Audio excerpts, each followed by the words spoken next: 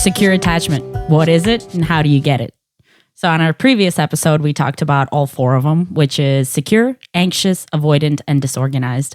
And in this episode, we really want to focus on secure attachment. What are the details of it? And also, how can you achieve it?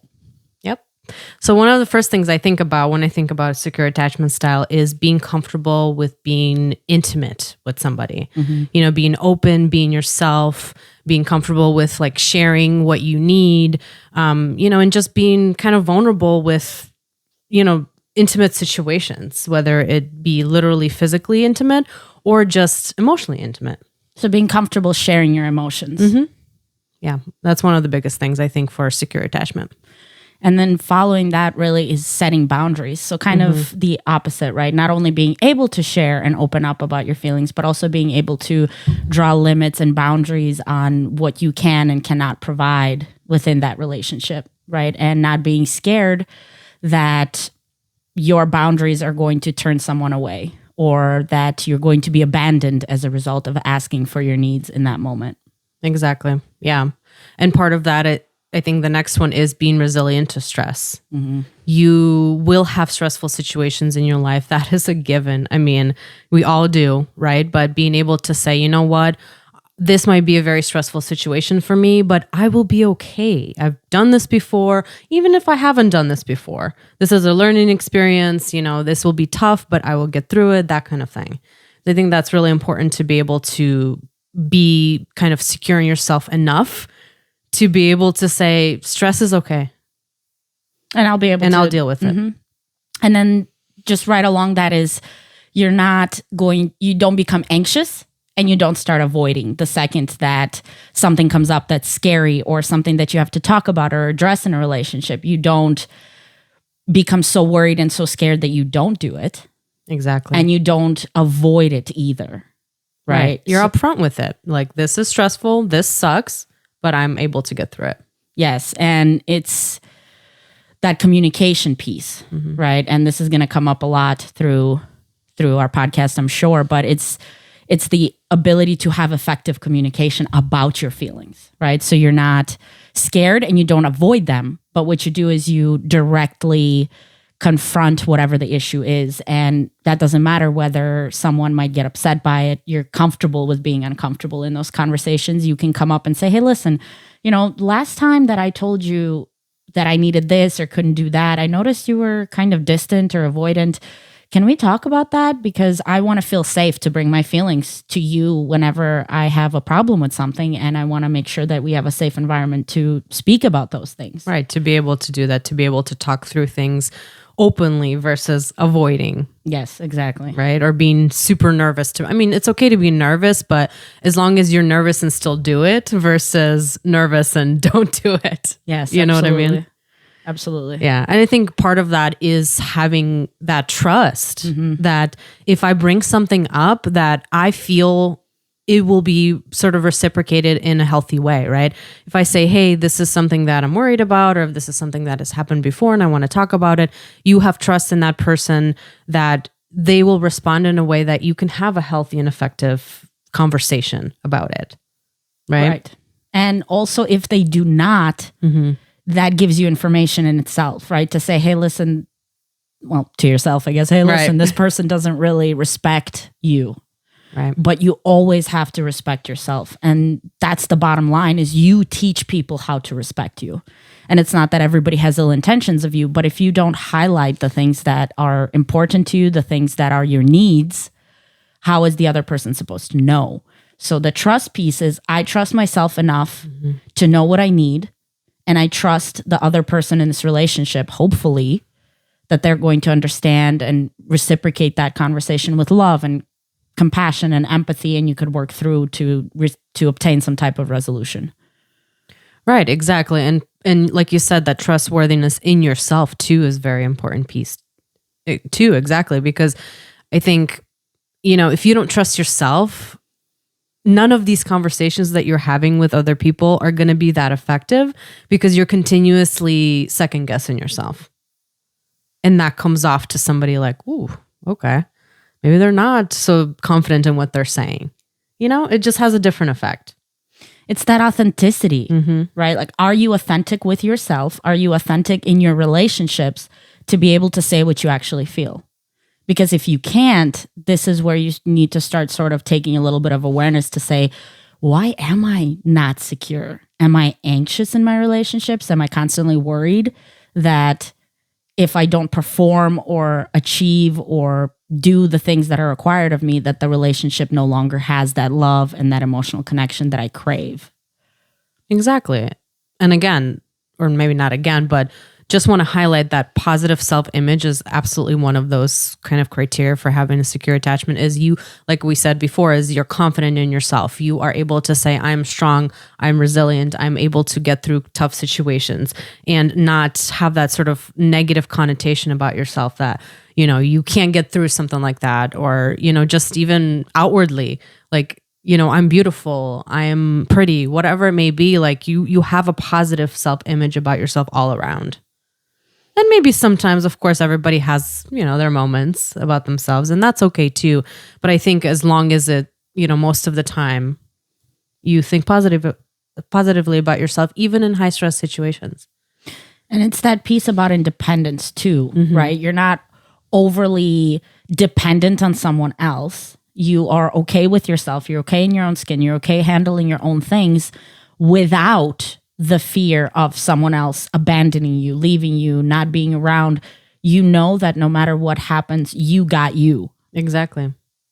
Yeah, exactly. But also back to that other piece is like being able to say, you know what, sometimes I do need help. Sometimes I do need somebody else there with me, walking it through. And that's the support piece, right? Is people who have secure attachment know that they can be supportive to others because they hold the best intentions. They offer love and understanding and listening. And their goal for somebody who's securely attached is to get to a resolution, to be able to work through whatever problems there are. It's not about being defensive or running away or being scared. It's about tackling whatever the issue is because you want to get to a positive ending, hopefully, right? And that piece about support is not only can I offer support to others because I'm open-minded and I don't automatically assume it's about me, I also am capable of asking for help when I'm struggling. I'm not scared that, hey, if I ask, they're going to turn away and then that relationship will suffer. I know that, hey, I need help. I'm struggling with something, so I'm going to go out and find the help that I need. I'm going to talk about my feelings. I'm going to feel safe enough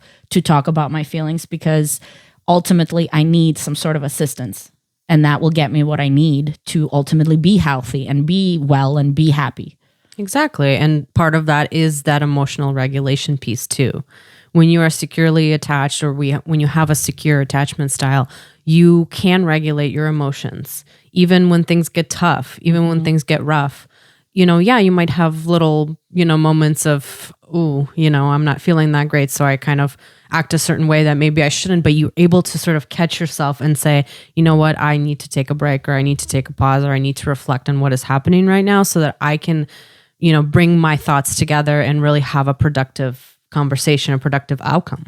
So your emotions don't run you, essentially, right? Is if something happens, somebody disappoints you, you don't automatically go, okay, that's it. You know what? I'm not talking to them. They've betrayed me, or whatever the case is.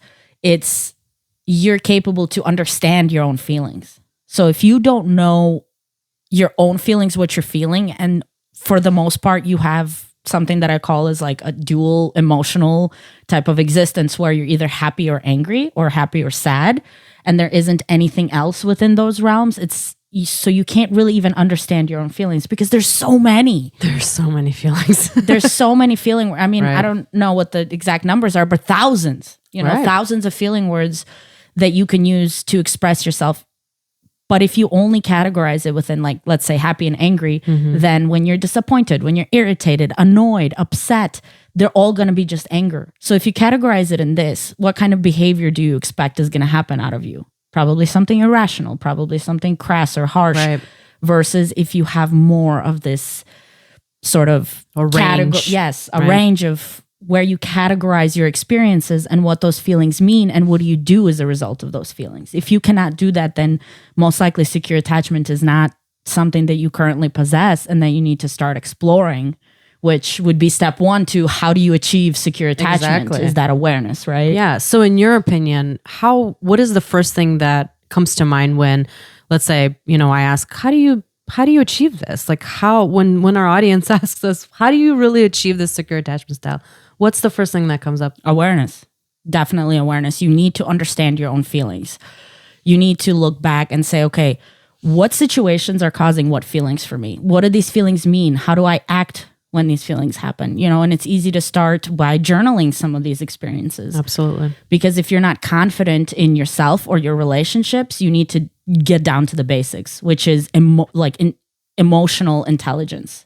Right. In school, we're always taught here are all the things you need to know for, to be smart and to know math and all these other things. Right. But the focus on what are your feelings? How do you manage them? What do you do? Is so little information out there. So it makes sense that most people are not going to have very high emotional intelligence because it's not really taught. No, it's not. Not at all. So really, step one is really becoming familiar with what you feel in what situations. I absolutely agree with that, and kind of goes hand in hand is like that memory piece too. You mentioned journaling. I think that is a really big thing because sometimes in high stress situations and when you don't already have a sort of a secure attachment style, that emotional regulation piece is not there. So a lot of the time, emotional regulation goes hand in hand with memory, right? Like sometimes you just don't even remember, especially like after time has passed, right? So maybe being able to sit down after some of those situations that have happened and literally write out what you felt, what was happening at the time, and being able to reflect on that and having that awareness will then lead you to my next point is then you can seek help. Then you can seek support from your resources, from your friends and family, or even professional help. Right, to be able to process some of that and say, hey, you know what, I'm lost, here's what I'm experiencing. And through that exploration of where am I now in the present, what's going on with me, you're most likely going to come across some things from the past too. Absolutely. You can't avoid the fact that we have our attachment styles we learned them, right? We learned them from our parents, our guardians, our friends. All of those things build who we are as adults. And then you sort of just act out the things that you've learned. And if what you realize and start discovering is perhaps there's childhood trauma involved, and perhaps that the relationship examples you've had weren't the best, weren't the healthiest, weren't the safest. So you end up developing an anxious or an avoidant attachment or disorganized, which is a combination of both, because that is how you survive. That is how you protected yourself. A defense mechanism against what was happening. But the reality is it serving you now? And most likely not, because you're experiencing so much more anxiety than you should. You're isolating yourself if you're avoidant, and you ultimately do not have the best and the best and the healthiest relationships possible because something from your past could be holding you back. And sometimes you can process that on your own, and other times you need the help of somebody who is trained to be able to go there and help you manage and hold those feelings for you. Right. And I think one of the key points to remember is we are now adults. Yeah. Right. We can make the decision to identify some of these things and to be able to change and make a difference and do something that's different than what we've been doing. And so I guess, let me take this back. The first step is deciding you want something different. Yeah. And then being able to look at who you are. And then perhaps that is going to illuminate some things from the past that you'll also have to process and understand and forgive, perhaps. Forgiveness is huge to be able to move past some of those things that have caused us pain. And forgiveness isn't about forgiving someone else. That person may not even be alive anymore. It's forgiveness for yourself because you're the one who's carrying that pain. You're the one who now has trouble in relationships as a result of that pain. Forgiveness is going to allow for you to move past that and to build something better, something that's actually going to be bringing you success and joy in your life. Right. And it's going to be a journey, but I think it's attainable and we are all capable of having a secure attachment style. We just have to identify what the barriers are. I want change. Absolutely.